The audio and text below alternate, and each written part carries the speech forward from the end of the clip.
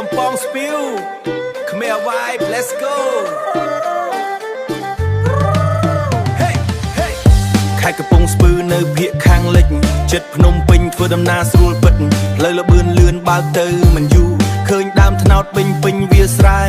ស្រស់ស្អាតគួរឲ្យទស្សនាអំពេលភ្នំឈរឲ្យខ្ញុំស្រណោះអនុចៅចាស់កើតឡើងក្នុងចិត្តនេះហើយកំពង់ស្ពឺនៅក្នុងបេះដូងខ្ញុំនៅជានិច្ចមិនដែលភ្លេចមួយថ្ងៃណាទេបងកំពង់ស្ពឺធម្មជាតិស្អាតណាស់កន្ទ្រឹមលែងឡើងរំគ្មានឈប់បេះដូងខ្មែរវាយមិនធ្លាក់ឡើយរង្វង់មូខេត្តកំពង់ស្ពឺជាទីសម្គាល់អ្នកធ្វើដំណើរមកដល់តែងឈប់មើលសិនមួយចំណុចវាយចូលក្នុងប៊ីតភ្នំពេជ្រនីលខ្ពស់ស្រស់ស្អាតមាន style ពិសេសមើលទៅឆ្ងាយដល់ទៅធ្លាក់អូគីហូលាន់មាន melody ត្រជាក់បេះដូងដូចភ្លេងក្នុងចិត្តស្ដាប់ហើយជិលមិនចង់ឲ្យវាបញ្ចប់ទេបន្តិចទឹកធ្លាក់ថ្នររូងអារម្មណ៍ fresh ឡើងវិញទៅដល់ហើយមិនចង់ទៅលុបវិញឆាប់ទេពិតកំពង់ស្ពឺ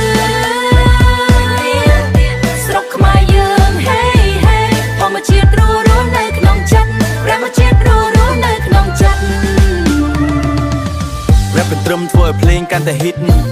កណ្ដោដុំត្រពាំងកលឹងកន្លែងស្ងប់ស្ងាត់អង្គុយសម្រាកមើលមិនអាចបំភ្លេចបានខ្យល់បក់បន្តិចអារម្មណ៍សុខសាន្តធម្មជាតិបែបនេះធ្វើឲ្យចិត្តខ្ញុំស្រស់ស្រាយបានពីវាលស្រែដល់ភ្នំនិងទឹកធ្លាក់កំពង់ស្ពឺមានអ្វីអស្ចារ្យដល់ឡើយកន្ទ្រឹម mix rap ឲ្យពិភពលោកស្គាល់ខ្មែរ vibe យើងស្រងមិនអាចឲ្យដណ្ដើមណាមកយកបានកុំឈប់រាំភ្លេងនេះនៅក្នុងចិត្តពីបុរាណដល់សម័យថ្មី